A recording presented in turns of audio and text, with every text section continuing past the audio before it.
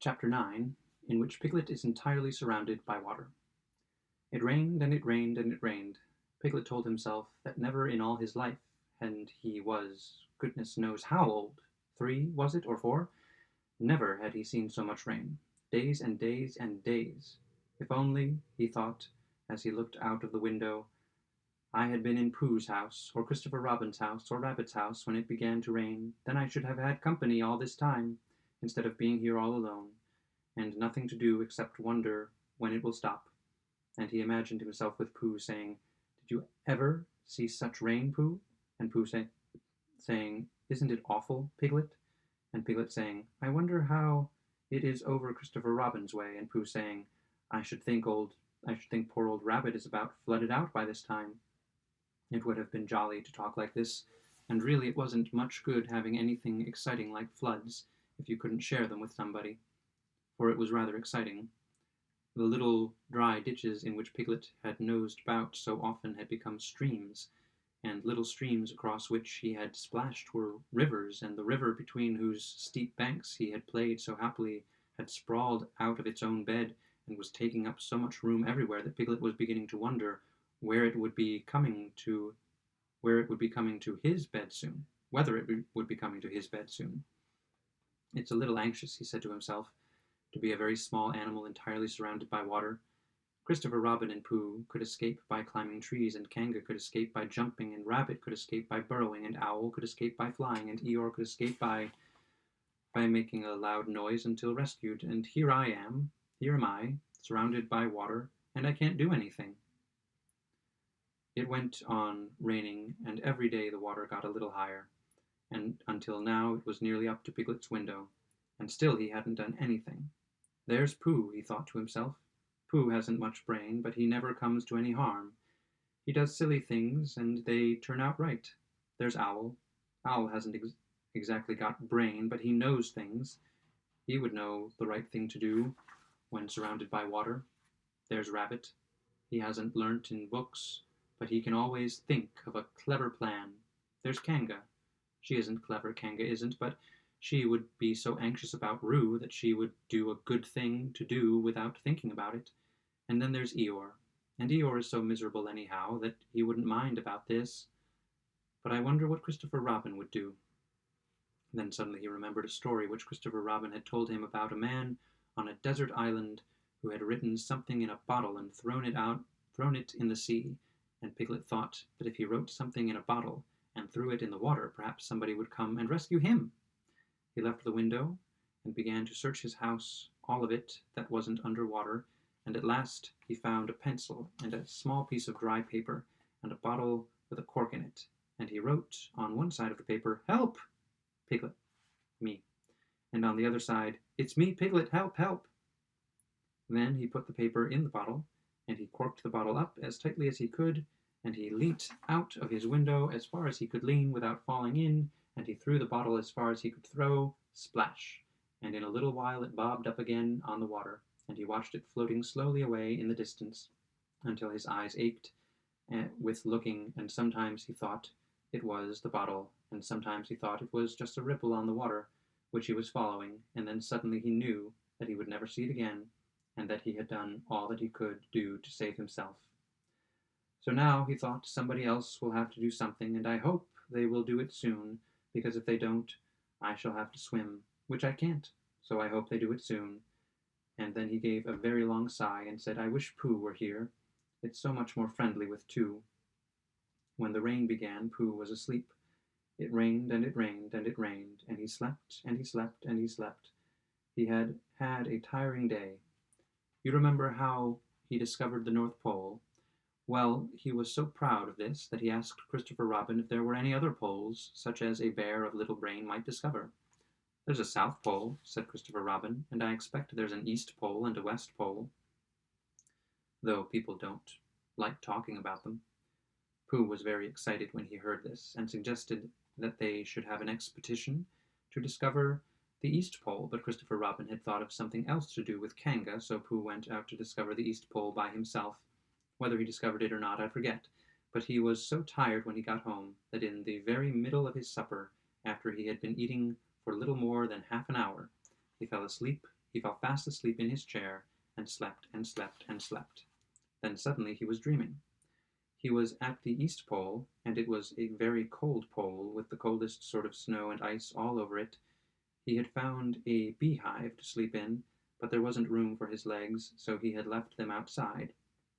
And wild woozles, such as inhabit the East Pole, came and nibbled all the fur off his legs to make nests for their young, and the more they nibbled, the colder his legs got, until suddenly he woke up with an "ow!"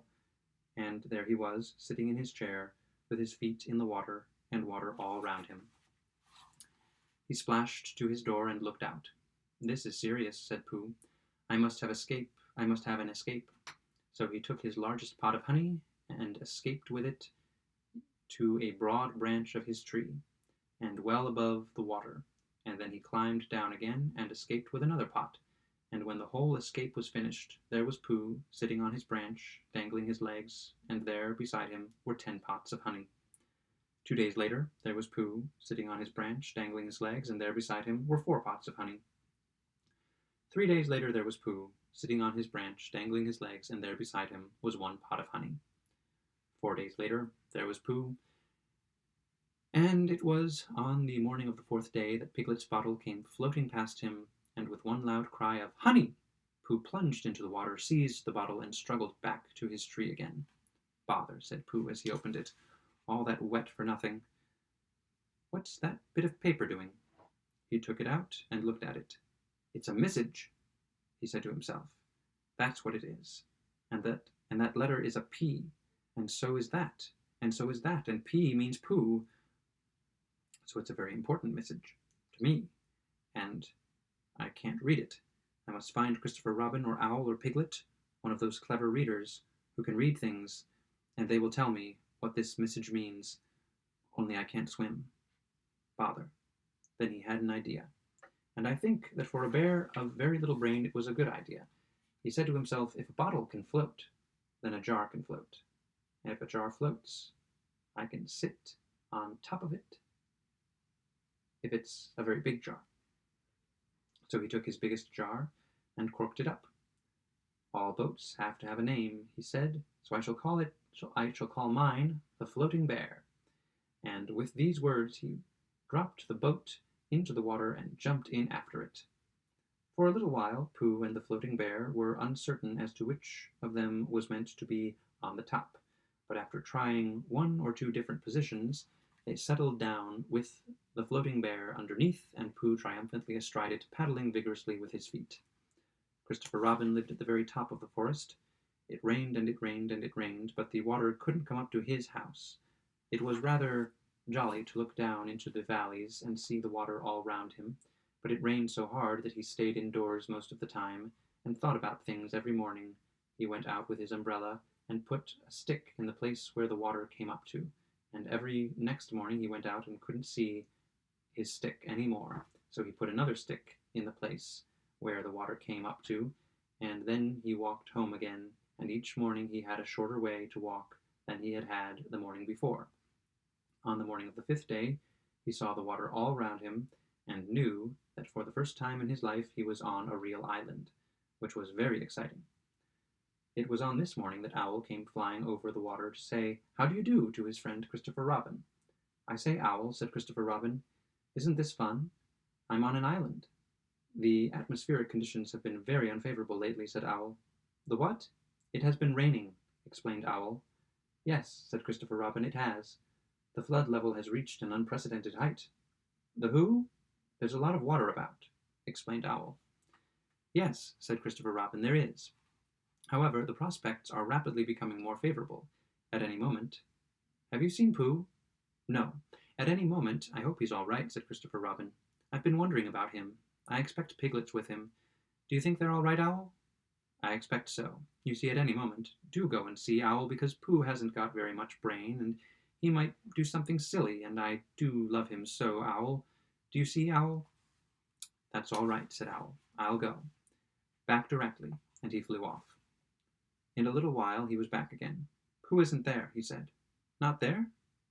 "Has been there. He's been sitting on a branch of his tree outside his house with 9 pots of honey, but he isn't there now." "Oh, Pooh!" cried Christopher Robin. "Where are you?" "Here I am," said a growly voice behind him. "Pooh!" They rushed into each other's arms. "How did you get here, Pooh?" asked Christopher Robin, when he was ready to talk again. "On my boat," said Pooh proudly. "I had a very important message sent me in a bottle, and owing to having got some water in my eyes, I couldn't read it, so I brought it to you, on my boat." With these proud words he gave Christopher Robin the message. "But it's from Piglet," cried Christopher Robin, when he had read it. "Isn't there anything about Pooh in it?" asked Bear, looking over his shoulder.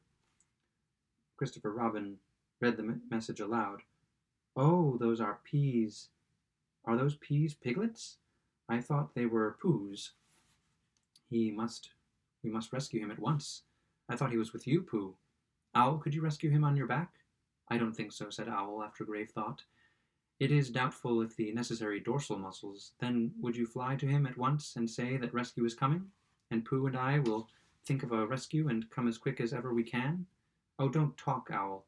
Go on, quick." And still thinking of something to say, Owl flew off. "Now then, Pooh," said Christopher Robin, "where's your boat?" "I ought to say," explained Pooh as they walked down to the shore of the island, "that it isn't just an ordinary sort of boat. Sometimes it's a boat, and sometimes it's more of an accident. It all depends. Depends on what? On whether I'm on the top of it or underneath it." "Oh. Well, where is it?" "There," said Pooh, pointing proudly to the floating bear. It wasn't what Christopher Robin expected, and the more he looked at it, the more he thought what a brave and clever bear Pooh was, and the more Christopher Robin thought this, the more Pooh looked modestly down his nose and tried to pretend he wasn't. "But it's too small for 2 of us," said Christopher Robin sadly. 3 of us with Piglet. That makes it smaller still. Oh, Pooh Bear, what shall we do?" And then this bear, Pooh, Bear, Winnie the Pooh, FOP, friend of Piglet's, RC, Rabbit's companion, PD, pole discoverer, EC and TF, Eeyore's comforter and tail finder, in fact Pooh himself, said something so clever that Christopher Robin could only look at him with mouth open and eyes staring, wondering if this was really the very bear of very little brain whom he had known and loved so long. "We might go in your umbrella," said Pooh. Question mark? "We might go in your umbrella," said Pooh.